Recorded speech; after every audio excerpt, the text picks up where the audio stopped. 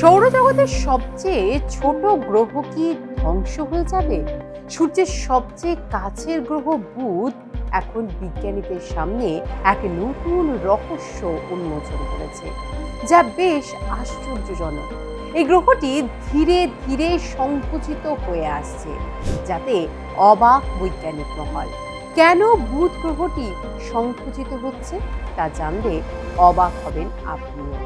নাসার তথ্য অনুযায়ী বুধ প্রতি ৮৮ দিনে একবার সূর্যের চারপাশে ঘুরে আসে, অর্থাৎ এটি সৌরজগতের সবচেয়ে দ্রুত গতির গ্রহ।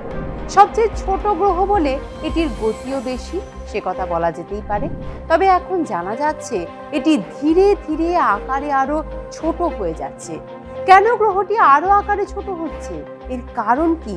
কোনো ভিন গ্রহীদের আক্রমণে কি ক্রমশ সংকুচিত হয়ে যাচ্ছে এই গ্রহটি? মহাবিশ্বে ঘুরে বেড়ানো এলিয়েনরা কি সৌরজগৎ থেকে মুছে ফেলতে চায় এই গ্রহটিকে, নাকি গ্রহের মধ্যেই লুকিয়ে আছে ছোট হওয়ার আসল রহস্য? সেই সব রহস্যের পর্দা ফাঁস করব এই ভিডিওতে, তাই অবশ্যই সঙ্গে থাকুন।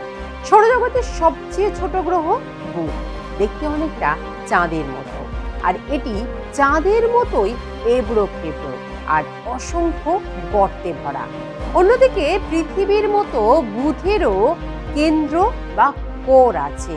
সেই কেন্দ্রকে ঘিরে রয়েছে একটি আবরণ, আর বাইরের স্তরকে বলে ক্রাস্ট। এখানে লুকিয়ে আছে এক বিশাল রহস্য। গবেষণায় দেখা গেছে বুধ গ্রহে সব জায়গায় বিশাল বিশাল গর্ত আর পাহাড় অবস্থিত। তবে এগুলো কোনো যুদ্ধের চিহ্ন নয়, এগুলো হলো হাজার কোটি বছর আগের স্মৃতি, এমনই মত গবেষকদের।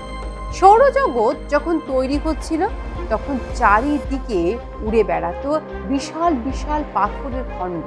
এগুলোকে বলা হয় গ্রহাণু। এই গ্রহাণুগুলো প্রতিদিন বুধ গ্রহে আছড়ে পড়ত, আর প্রতিবার তৈরি হতো একটি করে বিশাল আকারের গর্ত। এভাবেই বুধ গ্রহের পৃষ্ঠে হাজার হাজার গর্ত তৈরি হয়েছে। এছাড়াও জানেন কি, বুধ গ্রহে বরফও আছে। এটা শুনতে অদ্ভুত লাগলেও সত্যি। কিন্তু ভাবছেন কিভাবে সেখানে বরফ রয়েছে? সূর্যের এত কাছে থেকেও বরফ গলে যায় না কেন? কেন বরফ রয়েছে? গবেষণায় যেটা উঠে এসেছে, আসলে বুধ গ্রহের কিছু গর্তে সূর্যের আলো কখনো পৌঁছায় না।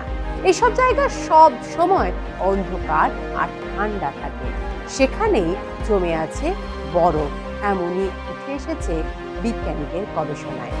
মজার ব্যাপার হলো, এই গ্রহের বরফের উপর কালো রঙের একটা স্তর আছে।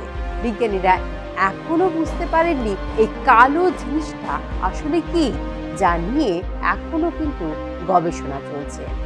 তবে বুধ গ্রহের সবচেয়ে অবাক করা বিষয় হলো, গ্রহটি ধীরে ধীরে ছোট হয়ে যাচ্ছে। এই ছোট হয়ে যাবার পিছনে কোনো রহস্য আছে কিনা, যা নিয়ে চলছে জল্পনা। গ্রহ কি ধীরে ধীরে মহাবিশ্বে ক্ষয় হয়, নাকি অন্য কোনো রহস্য লুকিয়ে আছে এর মধ্যে? বিজ্ঞানীরা বরাবরই বলছেন এই মহাবিশ্বে ভিন গ্রহীদের অস্তিত্ব অবশ্যই রয়েছে। তাহলে কি ভিন গ্রহীদের চক্ষুশূল এই গ্রহটি? অন্য কোনো ভিন গ্রহী কি ধ্বংস করে দিতে চায় এই গ্রহটিকে? কোনো ভিন গ্রহীর কি নজর রয়েছে এই সৌরজগতের বুধ গ্রহের উপর? ধীরে ধীরে কি ভিন গ্রহীরা ধ্বংস করে দিচ্ছে বুধকে? তাহলে কি পৃথিবীও একসময় এভাবেই সংকুচিত হবে? এই প্রশ্ন কিন্তু মনে জাগতেই পারে। সব জল্পনার অবসান করলেন গবেষকরা। না, কোনো এলিয়েনের নজর নেই এই ছোট্ট গ্রহটির উপরে। কি কারণে বুধ গ্রহটি ক্রমশ ছোট হয়ে যাচ্ছে তার আসল ব্যাখ্যা দিলেন বিজ্ঞানীরা। বিজ্ঞানীদের বক্তব্য যে বুধের মতো ঘটনা পৃথিবীর সঙ্গে ঘটবে না কখনো। তার কারণ পৃথিবী সূর্যের কাছেও যেমন তেমন নেই, তেমনি বুধের মতো পৃথিবীর পরিবেশও নয়। তাহলে আবারও প্রশ্ন জাগতে পারে মনে, যে বুধের পরিবেশগত কারণে কি এমন হচ্ছে? বৈজ্ঞানিকদের মতে এই গ্রহের ছোট হওয়ার মূলে রয়েছে গ্রহেরই অভ্যন্তর ভাগ, অর্থাৎ গ্রহের মধ্যেই লুকিয়ে আছে এর কারণ। এই গ্রহের অভ্যন্তর ভাগ মূলত লোহার তৈরি। এখন মনে প্রশ্ন জাগতে পারে, বুধ গ্রহে কেন এত লোহা, কি করে আসলো এই লোহা? এর কারণ হিসেবে বিজ্ঞানীরা দুটি সম্ভাব্য ব্যাখ্যাও দিয়েছেন। প্রথম সম্ভাব্য ব্যাখ্যা হলো, বুধ গ্রহ তৈরি হবার সময় সূর্যের প্রচন্ড তাপে বাইরের পাথুরে অংশ বাষ্প হয়ে উড়ে গেছে, শুধু ভেতরের ভারী লোহার অংশটাই রয়ে গেছে। দ্বিতীয় সম্ভাবনা আরো রোমাঞ্চকর, হয়তো বুধ গ্রহ এখনকার চেয়ে অনেক বড় ছিল, কিন্তু সৌরজগৎ তৈরি হওয়ার সময়ে বিশৃঙ্খলায় কোনো বিশাল গ্রহাণু এসে ধাক্কা মেরে বাইরের স্তরগুলো উড়িয়ে দিয়েছে, রয়ে গেছে শুধু লোহার কেন্দ্রটুকু। তবে এই গ্রহের রহস্য এখানেই শেষ নয়।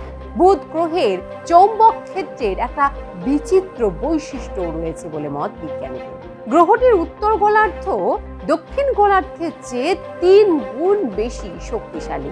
এই অদ্ভুত বৈশিষ্ট্য দেখে বিজ্ঞানীরা বুঝতে পেরেছেন, বুধ গ্রহের ভেতরটা পৃথিবীর মতো নয়। পৃথিবীর কেন্দ্রে আছে একটা শক্ত লোহার বল, আর তার চারপাশেই রয়েছে গলিত লোহা।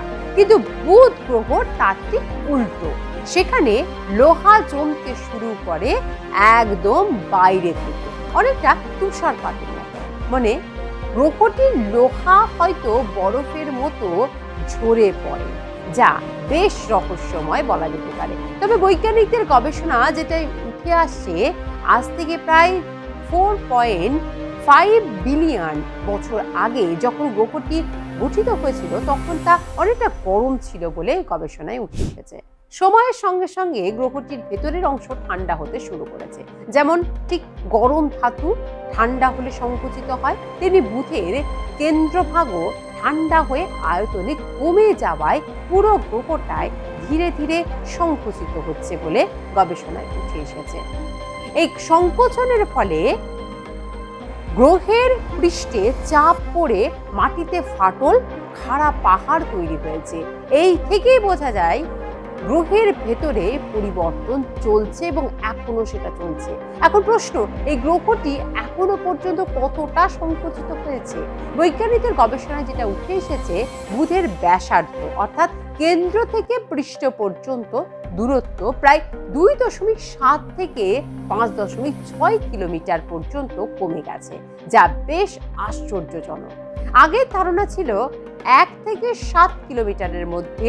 নতুন গবেষণায় আরো সুনির্দিষ্টভাবে তা মাপা সম্ভব হয়েছে। এই বুধ গ্রহকে নিয়ে 3টি আলাদা ডেটাবেস ব্যবহার করেছেন বিজ্ঞানীরা। একটিতে ছিল 6000টি ফাটল, অন্যটিতে 653টি ফাটল, আর একটিতে মাত্র 100। 3 ক্ষেত্রেই কাছাকাছি ফলাফল পাওয়া গেছে। 2 থেকে 3.5 কিমি সংকোচন কেবল ফাটলের জন্য হয়েছে বুধ গ্রহে, আর এতে যুক্ত হয়েছে কেন্দ্র ঠান্ডা হওয়ার ফলে সংকোচন, যা সব মিলিয়ে দাঁড়িয়েছে 5.6 কিলোমিটার, যা বেশ ভাবিয়ে তুলেছে বৈজ্ঞানিক মহলকে।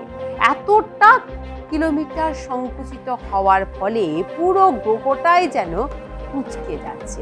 এই কুঁচকে যাওয়ার কারণে ভূপৃষ্ঠে তৈরি হয়েছে অনেক ভাঁজ, বুড়ো মানুষের কপালের ভাঁজের মতো বলে ব্যাখ্যা দিয়েছেন বিজ্ঞানীরা।